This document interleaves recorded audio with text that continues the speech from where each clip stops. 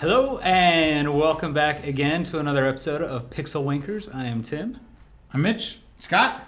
And today we're going to have to chat about some trailers. A ton of movie trailers came out over the last few days. I can't believe it is Christmas. It's Christmas for movie trailers.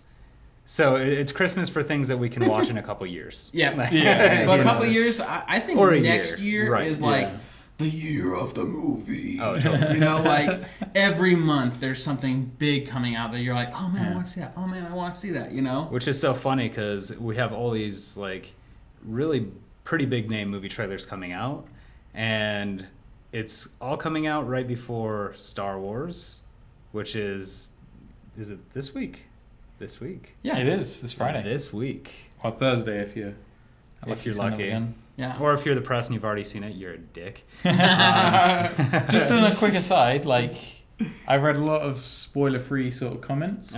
They all give it thumbs up. Yeah, everyone's saying perfection. I'm like, perfection? Well, yeah, that's really? the thing. Like some people have actually the ones that are genuine have been like really great, some flaws. Yeah. And I'm like, okay, that's a good review. Like, but some people are like, it's the greatest thing since sliced bread, and it's like, no, that's not a good review. That's just want to know. That's them getting caught up in the hype. Yeah. What made sliced bread the greatest thing, and why is that now a phrase? Because you don't have to cut the bread. I obviously. get it. It's fine. You eliminate a whole. Here's the reason why sliced bread is the shit. Okay. And we're gonna go over this for 20 minutes, guys. When you cut the bread, you squish it too much. Yeah. Even if you try and be tender with it, you come out with something that's all torn apart. Sliced bread is the shit. You're not good at cutting bread. You're not good at cutting bread. I worked at a deli, and I can cut the shit out of some bread. Maybe we should have the Pixel Wankers bread cutting episode. So going on back. Yeah. So we're pretty much going to be talking about trailers today. Trailers it is. Trailers. A lot of trailers. So... and maybe a little bit more too. I'm sure we'll interject. It's not like us to get off topic. Never. At all. So we just again watched the Tarzan trailer, and I want to mention that first because every time I see a new Tarzan trailer, and maybe it's just because I am a Disney fan and I'm a little softy at heart, all I think of is Daddy, he took my boot. Like that every single time, and I'm just like, that's all I can see when I see a Tarzan trailer. Yeah. But that being said, I think that trailer gives, again, a lot away. And we talked about this before in trailers. Way too much away. We all know the story, and that's fine. Mm-hmm. But they're doing some new things, but they gave away everything they were doing. Everything. They gave away that they took Tarzan back to the city. They gave away that there's a bunch of apes in the city. They gave away that Tarzan goes back, and he's dressed all nice fighting a gorilla. Like... There's no surprises at all. The whole story's revealed. Like, they showed us all the main parts, and we can put together the story because we've seen it multiple times. Not just the Disney Tarzan that was very popular.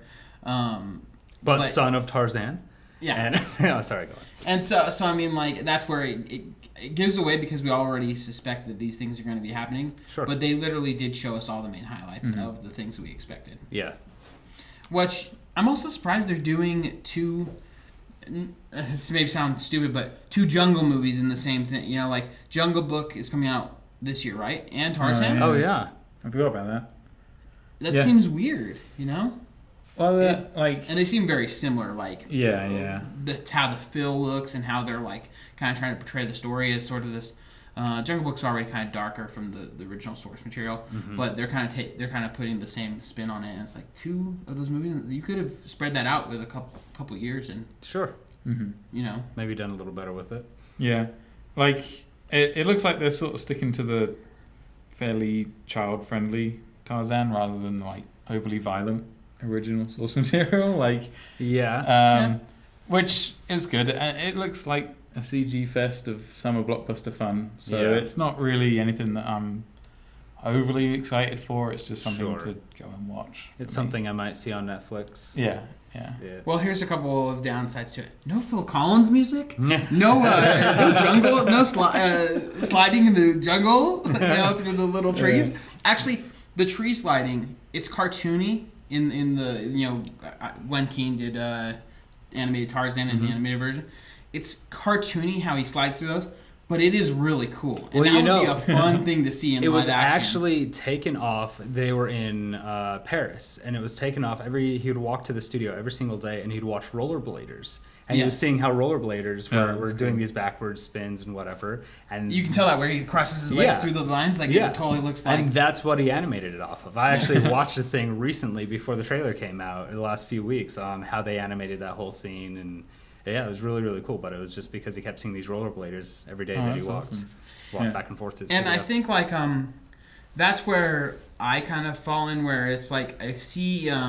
you know, you look at the Disney version, and that was cartoony, and that's more playful with the animals being able to talk and do all these other Rosie things. O'Donnell. Rosie O'Donnell. But it's already, I think it's better. You know, that's more appealing to look at. Mm-hmm. And not to say that I needed art, because I don't need a necessarily darker or more realistic version of it. I think that was a good version. Mm-hmm. And they even tried to do another animated version like last year. A 3D, it was like a CG animated one, and it looked awful. And I'm surprised that all of a sudden Disney's taking this again, like I said, this close. Like, within like maybe 10 years, we've already this is the third Tarzan movie. Well, did Disney do the CG one? They didn't do the CG one. I think it was a different company. Public domain, so there's been a lot of iterations of it. But I was just really surprised that was going to be right on the top of the mark to get put into the pipeline at this point. And from what it sees, I mean, like it looks fun. I mean, I'm excited. I'll probably see it, but I don't think it's going to be a great movie. I think it's going to be a fine movie. It'll be okay. You know? Yeah. Well, I mean, so aside from our thoughts on Tarzan. Oh my God. Tarzan. Welcome to Tarzan. Meet him. Aside from our thoughts on the story, specifically, what are your thoughts on the trailer? What did you think of the CG? What did you think of them revealing too much? Pretty good. Like CG looks like... I don't know, the big gorilla looked a little funky. Yeah, that's what I was thinking. It's like that's why I come back to like it looked like the cartoon. Like they literally looked like they took from the the 2D animated cartoon. They just took the model sheet and made it in 3D. And it's like, well, wait, guys. They simplified a lot of things for that cartoon. Mm-hmm. Those don't translate over into like real life. Like if you took, I mean, Fantastic Mr. Fox, is like pretty much, you can't just take a fox like Robin Hood and transfer it into real life and expect people to believe that looks right. But can you imagine? So it's just, it's weird, it's creepy, it's kind of off-putting a little bit. Not that it's bad, like super bad, but it just seems weird. Yeah. It did just seem off kilter just a little bit. Mm-hmm. It's sort of, I guess, like kind of like not necessarily as bad as the Turtles got, but like it sort of like feels like they're going a little bit that direction. Yeah. So. Oh, totally. So what other trailers came out? Oh, I mean, we had that Harry Potter Fantastical Beasts and where they come from, or how to find them. How to find them. Where they come from. You have the Harry Potter tattoo. I swear you would have known this. Like I mentioned earlier, it looks like the trailer, aside from the title, like the CG, really just looked like something a small studio could have farted out. Like not even a studio, a couple of guys. Could have been a couple of guys just putting together. Like I've seen better CG from like some fan people that have done Harry Potter stuff than it was in the trailer. But the trailer didn't show anything. Exactly. I'm sure that there are some really cool things in the movie. Yeah. I'm sure there are. Excited for it.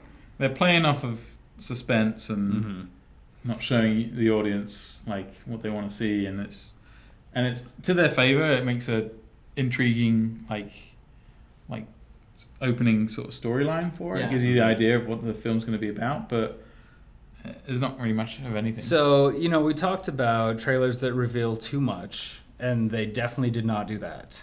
But what they completely missed out on is giving you a little something to quench your thirst, right? Yeah. So what would have been really, really nice to see in that trailer would have been like a hand or a claw or a shadow or something of a fantastic creature, right? I actually thought it was actually even more so against them.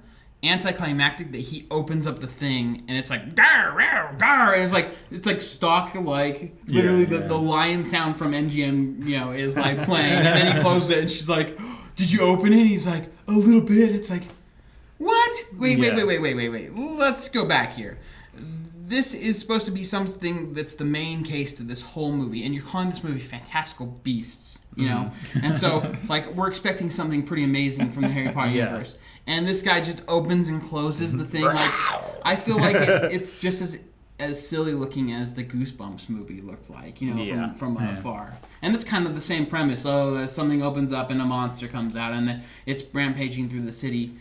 I hope that they do more with that. I hope that there's more with this. But this book wasn't a Harry Potter book. It was like a side book in that the came, movie or something like that. Well, it came with like a DVD set or something, and it was like a small book that she wrote just based off of like some previous stuff in the universe that she wanted to write about, but didn't have enough to make like a full book. Mm-hmm. And then now they're like, hey, I think the idea was, hey, you know, we want more Harry movies Potter from you. story. Yeah. And it's like, is this what you should have chosen? Like, is this out of the universe the thing you probably should have chosen? Because I think out of the Harry Potter universe, and maybe I'm wrong, and I'm sure there's lots of Harry Potter fans out there that are going to be like mad at me or something. I would rather see like Voldemort and James Potter, you know, Harry's dad, like in their school college days. and like, well, yeah, like dealing with school and stuff, and like, and what that relationship was, or even just go on Voldemort and just like, you know, figure him out a little more, or fill him out a little more, what's going on there, or even if you want to introduce some sort of prequel thing, go way farther back and introduce something totally crazy. This just feels like they're trying to stay close to the material because they don't want to alienate the people by showing them anything too different. Mm-hmm. But they're not willing. But it's not interesting enough to actually make anyone want.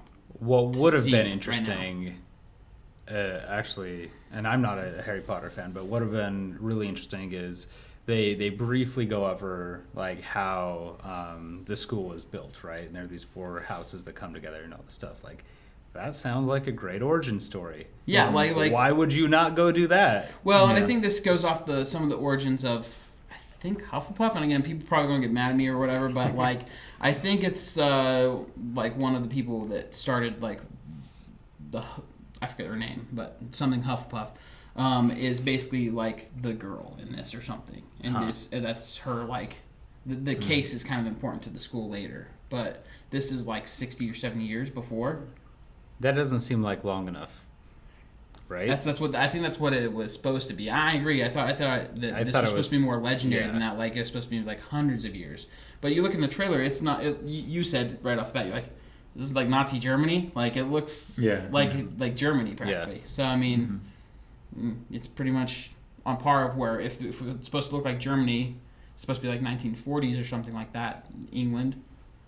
The School of Wizardry was only 50 years old. That's when we just barely found out. Yeah.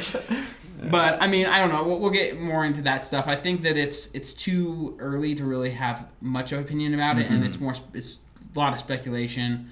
And again, like I said, a ton of stuff that I probably said was totally wrong, and go ahead and call it out. I don't care. But yeah. Like I don't know. I won't go see it. Yeah. I'm gonna shock everyone around the world. I am from England. I don't give a crap about Harry Potter. Believe it or not, like I was beaten to death with it. Like when I lived in England, like it was everywhere. I was sick of it. I tried reading the books. I thought they were a little not written so great. Like I don't want to offend anyone, but I don't. No, I mean it's not great writing. Yeah, and I started with the first 2 films, and I thought they kind of sucked. And I don't know. I just like it's just never been my thing. Like, but then again, just like just teen like Hunger Games and the Divergent stuff, and to a lesser extent, like Twilight, that all that kind of like teen romance sort of books, like, and not the Harry Potter's romance, but like just teen drama Harry Potter books. is teen romance. No, it's not romance, but it's like just like teen sort of drama, I guess. I've never really been one for like that sort of stuff. That surprises me. I could see you. I know, in right? pajamas. Yeah. Well, I mean, we're pretty much the same age, and when Harry Potter first came out, like. I was a little older, and I didn't really feel like I should read it because it seemed like it was too kiddie. Mm-hmm. But then, in the same regards, like it got darker. The first book was kind of kiddie, but when I did read it, I was like, "Oh, this is pretty good," and so I continued on with it. But I could see where you're coming from too, because you were in England and you're like totally immersed with all this stuff, and None of it really seemed any different. Like, to us, it's like, ooh, cool, England stuff. Like, you know. England stuff. Ooh. It was everywhere. It was like advertised everywhere. Like J.K. Rowling was literally rolling in money, like, and that was advertised everywhere. And I was like, oh, for goodness sake, like, yeah, I just couldn't. I couldn't handle it. I was just like, nah. And I did try, like, I did genuinely try, because everyone was sort of getting into it, and since being here, everyone's been like, oh my god, you must love Harry Potter, or you must love like, soccer or tea, and it's like, no, I just like there's. I read my Harry Potter books while I drink tea and play soccer. What? I was gonna say that's gonna be my gift basket. So it's not really one for me. No, just this whole thing isn't. Like, that trailer doesn't really appeal to me. No, it's really mundane, and I don't think they give you, like you said, they don't give you that spark of something interesting. No. Like, I wish that they would have showed us something. There was no hook. There was no hook. Mm-hmm. I mean, their hook at the end of the trailer was dude with his wand out, like... I beg your pardon. Wait, honey. I got this under control. Yes. But that was their big reveal, but it didn't show anything. It's like, we know you do that in the universe. You're a wizard, Harry. Yeah. We get it. At this point, like, none of that is, like, even close to, movie bait. You know what I mean? To get people into it. Maybe someone who's never seen Harry Potter, I guess, might think it's kind of interesting. But I didn't even think that. I think it was just fanfare. I mean, nobody that saw that's not already a Harry Potter fan is going to be like, oh, look, it's a wizard movie. There's a guy with a wand. I totally want to see that. Like, there's nothing in that movie outside of that universe that I could see really making anybody hungry to see more. But I could see Harry Potter fans going, oh, this is a book inside the thing, and they're going to go see this because they got to know everything about it. And just like, and that's what they sound like, Harry Potter fans, all of you, all of you, including my girlfriend. All right, well, on to bigger and better fish. Bigger and better, as in like X-Men. Well, I don't know about that big. Okay. I was thinking Independence Day. Well, we should. Which one do you want? From bad to good, right? Oh, should we? So which one are we doing then? Well, actually, I think... I'm not going to tell you what I think, actually. Where are you going? I don't know, X-Men. Okay. Yeah, X-Men's up next, right? It looks pretty good. I think, like, Apocalypse looks a little dodgy in places. Like, it doesn't look like a TV movie. It's Ivan Ooze off of, Power Rangers, the movie. That's how you know he'll be good. No. Yes, it does look dodgy, but I do love that they made him grow. Because that was actually cool. Like, I think the growing part was kind of the more interesting part of the trailer. Because I actually wasn't blown away by this trailer. But more what we just recently watched it before the podcast here. And I'm getting more into it now. I'm like seeing more about it, like little bits. But when first impression, I was like, ooh. I was almost like Man of Steel versus Batman. Like, whoa, this seems a little off. Not that off, but like first appeal of it was just a little like, yeah. And so, but watching it more, I kind of see like the guy gets bigger. That's interesting. And I guess people probably going to rip me apart saying you don't know anything about X-Men. I don't, but but I'm going to tell you what I think. But basically, from what I can see from the universe, that they're bringing in this character that's been around for a while, I think, and he's kind of like a sleeper, villain who's just been kind of pondering about, but he's like one of the main guys in the X-Men universe, right? And I just feel like the way they're introducing it seems a little off, but I'm hoping that it's amazing. And some of it's cool. The reveal at the end was really weird. Oh my god, it was the cheesiest thing. It is. It was. I don't even know how to explain it. It's almost like it's like that last scene is just to like appease all the haters, being like, he's still got hair, like. Yeah. All right, well, here you go. Like, there's no need for, like, that's not even, like... Literally the end of the trailer when, what we're trying to say is Charles Xavier, he comes up and you see him bald in his chair and it's totally like Patrick Stewart looking. And at the very end, I'm like, bitches. Because, like, you can totally tell that's what they're trying to be like, finally we have it looking just like you expected. Like, But here's the thing, like... I kind of hope they didn't sort of aim towards the early, or I guess when was the first one, like late 90s to early 2000s? It was like I think it was like 1999. Because it looks like going back to the original X-Men film, it's not great. No, like, they're all in like the guy squeezing through the bars and turns into jelly. They're all in like leather. It's like the epitome of like cringeworthy 90s. Like, it's just bad. And it's like I kind of liked like First Class's direction, where they had like the bright and colorful suits, and they were sort of like fresh-faced cast, and they had like interesting new mutants and stuff. And now they're trying to shoehorn. At least it feels like they're trying to shoehorn the cast back into that original like mold. X-Men cast, and I thought we were sort of breaking up. Yeah, I feel like this is a move back towards the 90s cartoon with Jubilee's the girl in the yellow, right? And kind of feels more like that, like the cast from that. Yeah, more, you know? It just, but like you see him in that final shot, they're all in black again, and I was like, oh, for goodness sake, like black leather isn't cool. Like, listen, Batman had black leather and nipples. Yeah, and he was amazing. Just I don't know, just 90s. Like that kind of like. I'm gonna come in dressed as a gimp next time and just be like, unzip. Hello, Mitch. No, it just you know what I mean, like you I just love that you probably do have a gimp suit. It's collecting dust. I really need to put it on again. But you know what I mean, like back in the 90s, everyone was in trench coats and they all had leather, and like they all had those sunglasses that were like sports sunglasses, and and X-Men has that, and I'm like, oh, don't go back to that. That's not cool. Like, don't bring it back. Like we haven't brought back the other generations yet. So that kind of makes me cringe a little bit. Yeah. And I honestly don't think like futuristic X-Men is as interesting as like 60s and 70s X-Men. I think that's like all their new stuff, like the First Class and the better half of Days of Future Past. Like, that's awesome. That's really cool. Like seeing them like in the sort of time period. But like, I kind of think the futuristic X-Men side of things is a little bit lame. Yeah. Like, I think I feel like they're moving too quickly back into this. I think that's kind of where you're going from. It's like, give us some more time in the 60s and 70s. Let us like the characters a little more. I'm sure there's some content to bring in there. I'm sure there's characters that they could, and storylines that they could develop more. You know what I mean? Before we have to get pushed back into the standard kind of what we all perceived X-Men as kids. I mean, and we're all kids of the 90s, you know, like what we perceived X-Men as.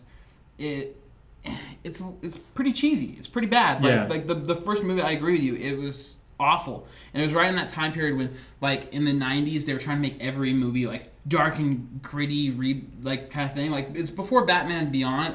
About Batman Blade, Begins. right? Yeah. Blade. But like Blade time period where it's like, oh, we're gonna make it dark by like putting people in leather, putting them dark, trench coats and sunglasses. Yeah, they're gonna like go through a city and. And there's a music video at the end that plays over the credits. Like. Exactly. I hope so. It's literally what like mainstream thinks is dark. You know what I mean? But that's just because they're like, oh, I'm kooky. I've seen a Tim Burton movie. It's like, no, you're not really kooky. Calm down. You know? Well, you know what's funny is like all the bad things said about it. I think they probably will, when that comes out, have figured out their formula. I think it's probably going to be a better put together movie than what they've done in the past. I think that they've learned from all the stuff Marvel's put out, and I do think it's going to have a better story and follow through than what they've done before. I think Days of Future, even though Days of Future Past entirely exists to retcon the whole third film, like there is, or the first three, I guess, there is no purpose to that film other than just to rewrite, like. It was just tying up loose ends. Mistakes. Yeah, I thought it was great. I thought it was really interesting. But let's be real. Was there problems about it? Yeah. Yeah. Oh yeah. Huge. Biggest problem. I'm watching the movie and it's like, we got back to the past. It's like, oh cool, great. Now we're back in the 60s, 70s, and it's like, oh, there's this character called Quicksilver who can run like super fast and go in anything. It's like, oh cool. So this is gonna be like a main portion of like getting into the base and killing the guy who's needs to be assassinating this. Oh, see ya, bye, we're leaving the airport. It's like, why would you leave that guy? Yeah. What was the point in the story not to leave that guy? I guess because make it too easy, but there's no explanation of why they left that guy. It's just like, see ya, and I thought he was going to come back, and it's like, what?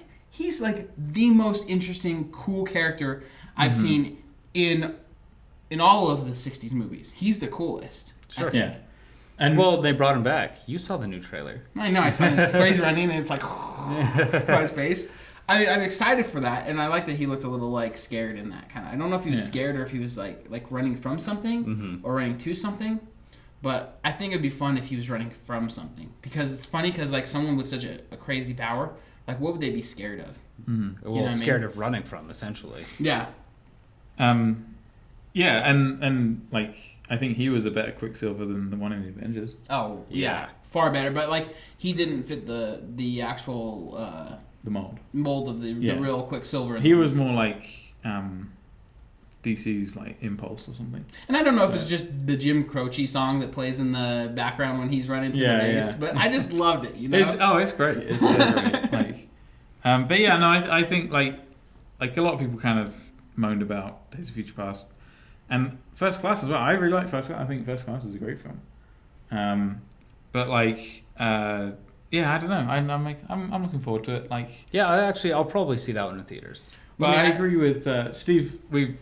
Steve and I talked about this already. But he sort of said the action sort of never really builds to the point of epic.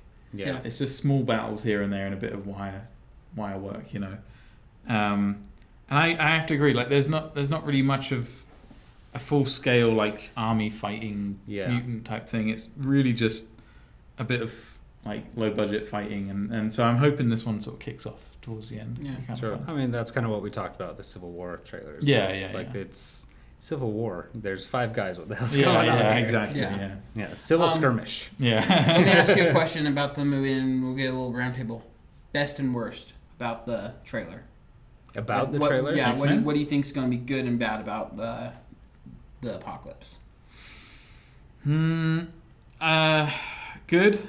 Michael Fassbender as Magneto. I think he's awesome. Like, I love his performance. I think he's great. Bad. If they just sort of, well, like I've already stated, they're sort of hinting back towards the black leather. I don't like any of that. I think it looks dumb. But. My good and bad is the same thing.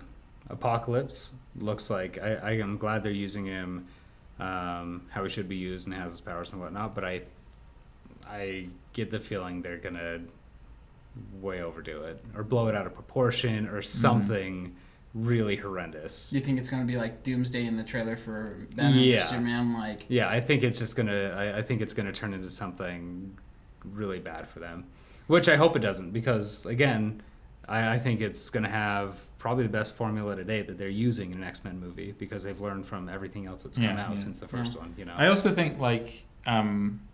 Before, I know you want to say yours, but I'm just itching. I know. This one looks a little bit more focused than Batman vs Superman. Yes. Like Doomsday looks like an afterthought in that, whereas this one it's like they're all gearing up to go against. Oh, Doomsday looks like a Goomba from Super Mario Brothers. Like, let's be real. Like, it's weird. Like the perspective when he slides off the thing feels shoehorned in there. This, at least, when he grows big, like it feels like it's really in the plan. The costume looks a little funky. But for the most part, I mean, that's kind of what the character looks like in the books, though, right? I mean, like, I've seen some, I haven't read a lot about it, but, like, I've seen a couple of the, comic books of him, and that's kind of what he looks like, and it's kind of what he does. So, I mean... They're staying true to the character, and I like it, and they're making him work within the worlds, because, I mean, of course, if you read comic books, nobody's going to look like that in the real world, but I think they adapted him really well. Yeah.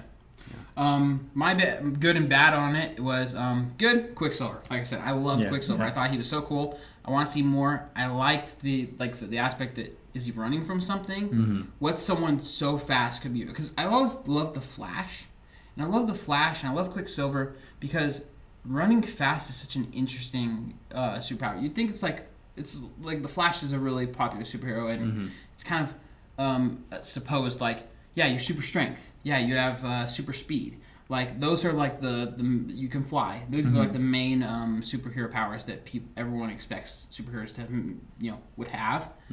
But the reason why I think speed's so interesting is because like the fact that you can phase. Like, he'd be running so fast, his particles would get looser, and he could like phase through things and like run through stuff. That's really interesting.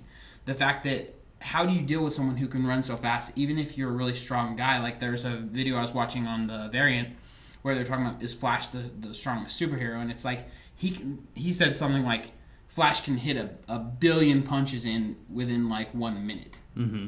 And if those are even like mild punches, those are gonna hurt. But you'll still pretty much be dead. But he also has the power to like do a really large hitting punch, you know what I mean, and then build up his power that way. So like, he's not just a weak guy who's doing a billion tiny punches, but he can pack a wallop, you know. Yeah.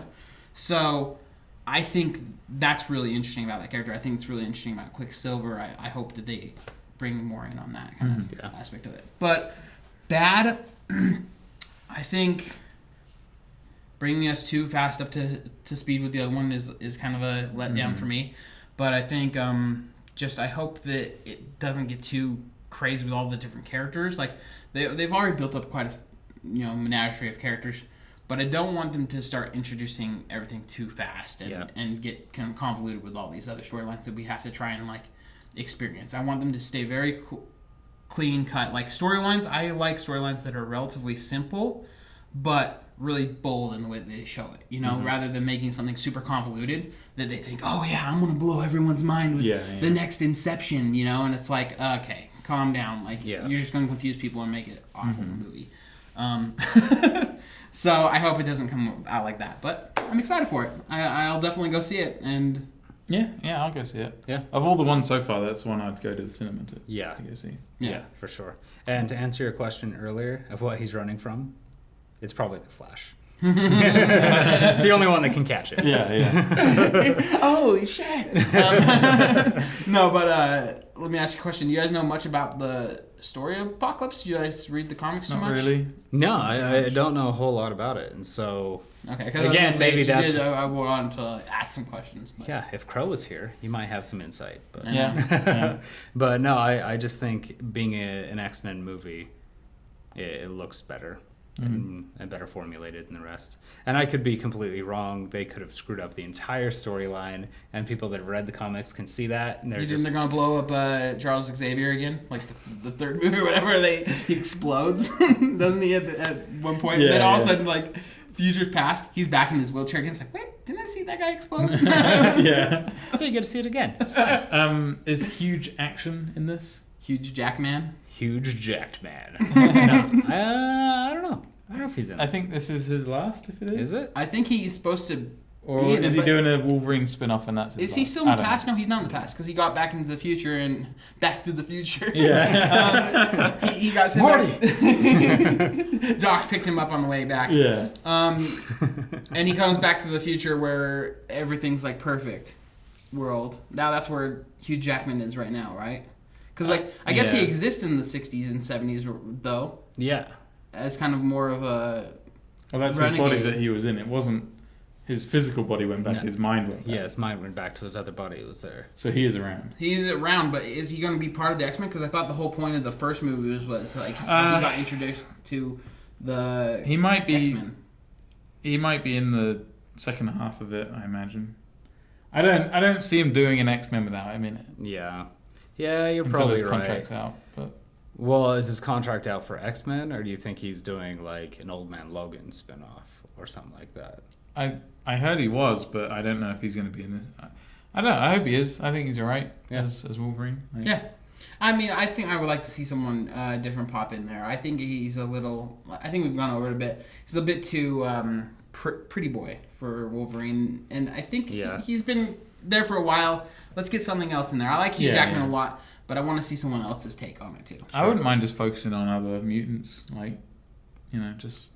Yeah, I mean, they have focused on your mainstay since the 90s. Mm-hmm. It'd be good to have an offshoot and focus on some of the lesser-known mutants. They've got a huge world that they can choose from. Or even, and on a bad note, like, there's so much...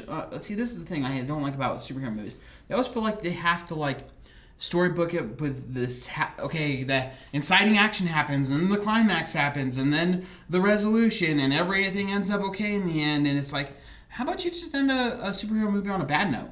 Let's try that out for a change, and maybe the bad guys win in the end, and then like the next movie is the whole rise to kicking the bad guys' If ass. it was set up as like a two-parter, I think they'd do that. But there's no movie right now that's going to end on a bad note, unless they're French. French movies tend to end on bad notes, and that's fine. Yeah, I also think maybe Batman vs Superman might be a two-part. Yeah, I really hope it is, because otherwise they got a lot to go over in the film. Like, I would love it if it was either Batman vs Superman in the first film, and then a Doomsday thing at the end that brings them all together for film 2. You want the very end of the movie to be him slide off the building? Yeah. Or, like, they beat the crap out of him, and then something happens, and they end up hating each other, and then the next film is them fighting. Yeah. Either way, but I think it's just too much for one. I totally agree, but I think they spoiled their chances with that, and they obviously told us that when they introduced everybody else. Mm-hmm. In that. Okay, well, since we're talking a little bit about this, let me ask you a question real quick. Yes, Scott? Doesn't Doomsday sound a little like Godzilla? Doomsday sound like Godzilla? Yeah, where his little screams like, like kind of sounds Godzilla. Well, no, because I was thinking, who would win, Godzilla or Doomsday? In a fight. Doomsday.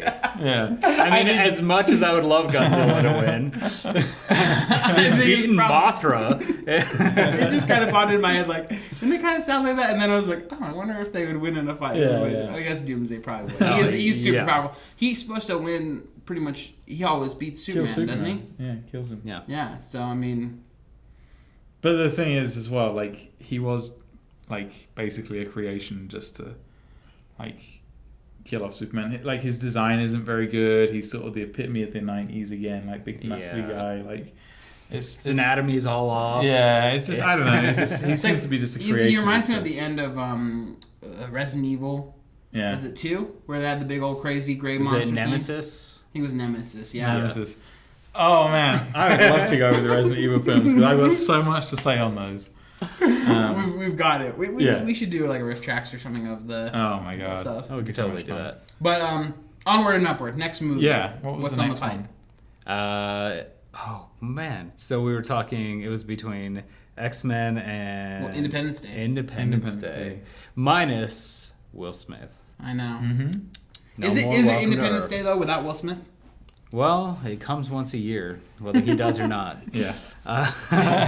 Will Smith also only comes once a year. Oh my god. Hi, Mitch's mom. You take that how you want it. No. I said you take it how you want it. You went to a sick place. No, so I think... Well, go. Tell me about that. Sorry. Goldblum. I love Jeff Goldblum. Yes. I'm totally on board with this. I love how... after the events of the first film, they've sort of taken the alien technology and used it, like combined it with their own jets and guns. Because that, to me, is like XCOM the movie. And I'm a huge fan of XCOM, so I'm like, this is fantastic. I'm totally on board with this. Yeah. Like, it looks cheesy and blockbustery and summery, like just a big summer explosion fest. You think it looks cheesy? Yeah, in a way. It's kind of like... like the first one was kind of cheesy. Well, that's actually what I really liked about this one is the first one was super cheesy, came off super cheesy.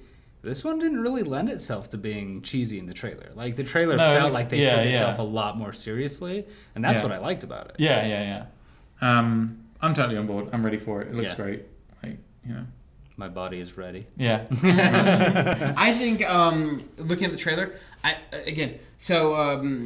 Independence Day is cheesy, and it's cheesy because like the guys that do those, and I can't remember the director's name or whatever, but he's also had a hand in like the Day After Tomorrow, I believe, and like 2012 and those movies. You know what I mean? And all those kind of had that feel of like it's not the focus of it wasn't on the people, it was on the disaster, which was doom. the thing. Like in 2012, you remember the buildings were falling down, the limousine drives through the buildings and busts through the other side, and it's like. Okay, well, like, that's the stupidest thing I've ever seen in cinema, like, literally what you just showed me in this trailer. And you still they still got my money, though, but I don't like movies like that. Like, Dante's Peak is like that, too, is where it's all about the main character is the disaster, and I don't really like that aspect to it. This aside, I really am excited for this movie. Not in a way that I think it's going to be the greatest movie. I think it's still Independence Day. I don't think it's going to have a whole lot of substance. I like they're using alien technology. I think that's cool. I felt like more like Prometheus feel from the trailer. where things were kind of quieter, not as big as Prometheus. Prometheus was like way full of itself a bit. I have a lot of issues with Prometheus. but like the trailer itself just seemed a little more subtle, drawn back from it. Like they were trying to figure out some things, and even the ship that happens, that this is like he says this is a big thing, and you see the ship like crashing over the Earth.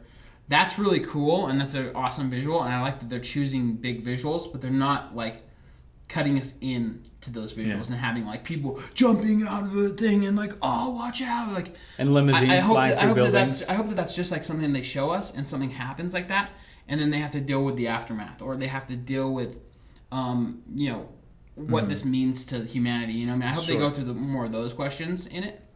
But again, it's Independence Day. I don't have much of I didn't have a super big expectation when I was a kid and it came out. I don't have a really huge expectation now. It'll be a fun movie. It's actiony. Yeah, I don't think many action blockbusters are going to go into those questions, though. What's the aftermath? What's this? I mean, none of them ever do. We finally kill an alien, the whole ship comes down, and the Earth is saved. Like, what does he say after welcome to Earth? Welcome to Earth. And that's the thing, is I can't put a movie like to my mind right now that deals with what the hell happened after New York City was destroyed. Like, we never show all the people that died and mass graves and rebuilding. Like, it's always, we defeated the alien, and then a month later and we're like in a really nice built city at one guy's funeral. Yeah. You're like, poor Jeff. Well, even back to Crow always hates on Jurassic World, but like I feel the same thing. It's like there were like hundreds of families that got picked up by like freaking pterodactyls and just got their faces ripped off. Only like, the ones wearing backpacks. They just show them like kind of getting picked up. It was kind of scary, but like realistically, hundreds of kids got torn apart and stuff like that. Yep. And that would be really tough to kind of deal with. Yeah. So I'm kind of glad that they didn't go fully into that, but in the same respect, like I'm not the kind of person that would be like, don't do it because everyone would be too afraid to see it. Show us, and then if we're too afraid to see it, we'll let you know. Yeah. I think that'd be super interesting to go into in a movie. And I'm sure there are some probably more art house films that have decided to take that turn, but no big movies ever really think about that. No one's suing the Avengers for destroying the city. You know what I mean? But they should. And then any other trailers? Oh, yeah.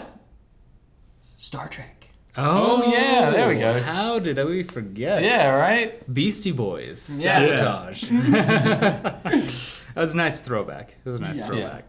I actually really liked it. I think the last Star Trek and this Star Trek are probably going to be the best Star Trek movies. I'm sorry for everybody else who disagrees, but you're wrong.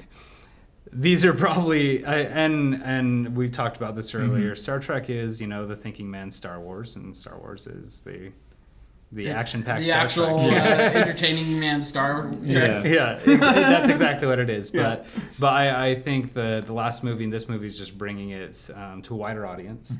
But it looks a lot of fun. I'm actually really excited for it. I know you've got your 2 cents, I've already heard it, but we'll have you pitch in a minute. But I really enjoyed it. I thought it looks like a fun film. Fun seems to be the centerpiece of this one.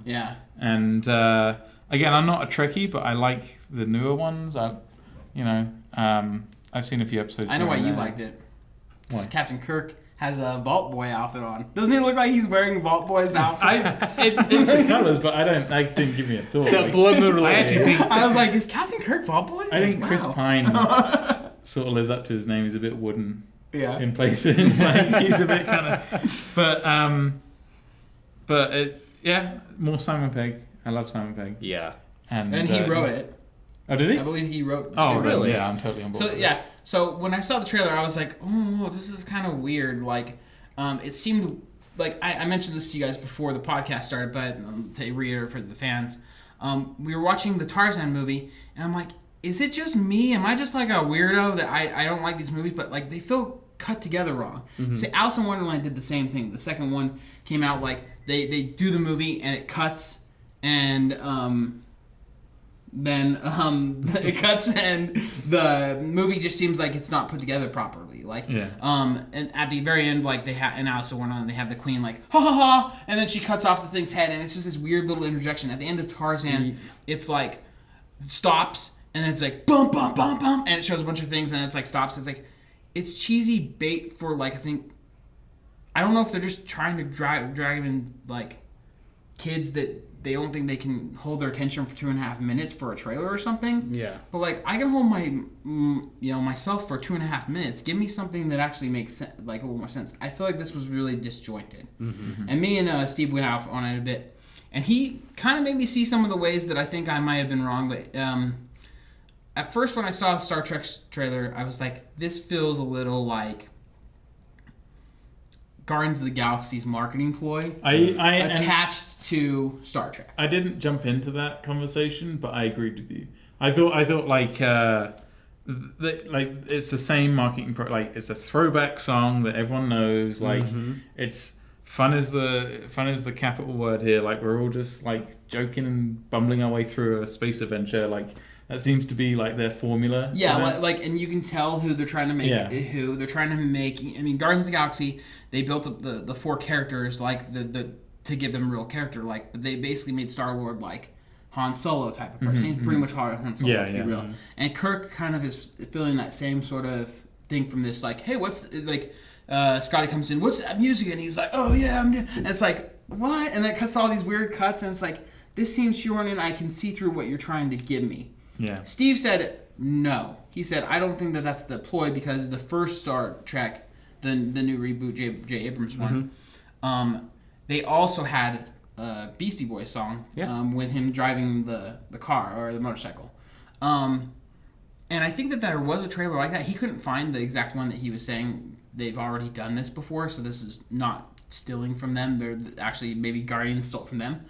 But that aside, it's the same marketing idea. And of trying to introduce a song to make everyone get jazzed up for these visuals that we're just seeing. And it's more of a music video of a trailer rather than the actual trailer of what it needs to be. And so that was kind of what my thoughts were on it. I'm excited about it. I think it looks cool. I think the visuals look pretty interesting. I'm not a fan of how they're branding it. Like with the Beyond feels very like Cirque du Soleil. It's like Star Trek Beyond. Yeah. And it has like little sparkly stars and it's like blue and tan. I'm like, what am I watching here? What are they doing? It wasn't, and like the previous one wasn't Star Trek subtitle Into Darkness. It was Star Trek Into Darkness. Like it was just one sentence. So that was kind of I agree with you on the name. So, but I don't know. I mean, it looks fun. I'll definitely go see it. I have high hopes because J.J. Abrams producing it, which doesn't mean much, but I think that he'll probably have some sort of. He's dipped his hands in. Yeah. I don't think he's going to produce something that's like totally awful. He at least showed up on set once. And 2, Simon Pegg, I believe, is writing it, which would be amazing because that guy is hilarious. He came out for FantasyCon, and it was like one of my favorite panels. Like definitely at FantasyCon, but even probably ever because he doesn't do cons. This is the first con he's done, I believe. And it was, I think so. No, I've seen him at the London Expo. Oh, you have? Yeah. Oh, maybe not. But it's for Well, he'll go to London Expos, but not cons. Yeah. Maybe first con. He only talks maybe to the other first Brits. con in Utah.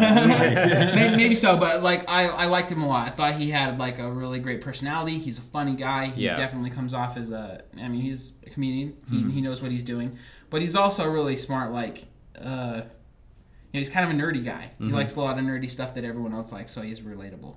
Yeah. So I'm hoping he does a good job writing it. Yeah, honestly, if he is on board and he did write it, I'm all for it. Like even his what was his Alien movie? Him and Nick Frost did. Oh, the Paul. I really liked that, and that didn't get the best reviews, but I really liked it. Paul was actually kind of fun. I haven't seen anything that he's done that I haven't liked. You ever watch Spaced? Right? Yeah, Spaced I love Spaced. Cool. I'm always going on about Spaced. No, I hadn't seen Spaced. Oh, dude. It's like Like, think the way they shot Shaun of the Dead is exactly how it pretty much plays out. Well, that zombie episode inspired them to make Shaun of the Dead. Yeah. They had so much fun. They do a zombie episode, and he stays up all night, and he's playing Resident Evil 2. And so the whole episode has soundtrack and sound effects from Resident Evil, which That's is awesome. And because he's sort of hallucinating, he's on drugs, like eventually he starts to see everyone as zombies, and he's like blasting them with a shotgun and stuff. And they had so much fun filming these sort of Day of the Dead looking zombies. Yeah. They wanted to make sure. It's literally like the same premise of Shaun of the Dead, but in a TV series. Like it's just a guy. Just that one episode though. Every episode has a theme. But I'm not saying like zombie wise, but I'm saying like personality wise. The two guys are the same. They're like buddies. One's kind of a sort of a wanker, and the other has just kind of like. There's a whole section dialogue about like he's not my boyfriend. Like, and can you give me this next bit? Yeah, and it's that's taken straight from Shaun of the Dead. Like they you know. That's and awesome. it's a great comedy. Like they do some really witty, funny bits. They have like some really cool, like really clever writing. Edgar Wright directed. So it's got that really snappy sort of editing and stuff. So yeah, it's really good. Snappy in a good way. Like people say snappy and like. Well, no, it's like Gilmore there's Girls like or something. quick Like, cuts, like you know. You know. That's awesome. No, I'll definitely have to check it out. Cool. Well, snap. There we go. We've got it out of our system. We got our trailers done. There was a Deadpool one, right? I haven't seen the Deadpool one. Oh, the Deadpool. It's not really a trailer. It's a teaser. He does it's a Christmas teaser. He's sitting there drinking some eggnog. Like, it's hilarious. Watch it. We posted it on the website or on Facebook. Yeah. So. Cool. Well, sweet. I mean, that's about an hour right there. Yeah. And we just talked about trailers. So. The trailer extravaganza. Hopefully you guys liked it. Hopefully it's not too much of trailers. We all this stuff's coming out, and we're like, probably should give our 2 cents a little bit on it. Yeah. So, unless you guys have anything else to say, right? No, we'll just do a quick wrap up. Like, check us out on Facebook. Check us out on YouTube. Check us out. Podbean. Through my window. Mixcloud. The website. Check us out everywhere. Yeah. Also, we've got a Let's Play coming soon. Yes. Which is a lot of fun. Yeah. What are we doing for the Let's Play? You want to tell them that? Yeah, why not? XCOM. He's like, well, fine, go ahead and we do played XCOM because we saw the Independence Day trailer, and XCOM 2 is coming out in February. So I was like, you two guys. I do have to say, after you left, we played until 11:30 that night. Yeah, we carried on. I kind of figured you probably it's good. So, anyways, check that out. We'll be posting that later on. Yep. And thanks again for watching, listening. Cool. Thank you. Comment, let us know what you think. Yeah. Bye. Cool. Thank you. See ya.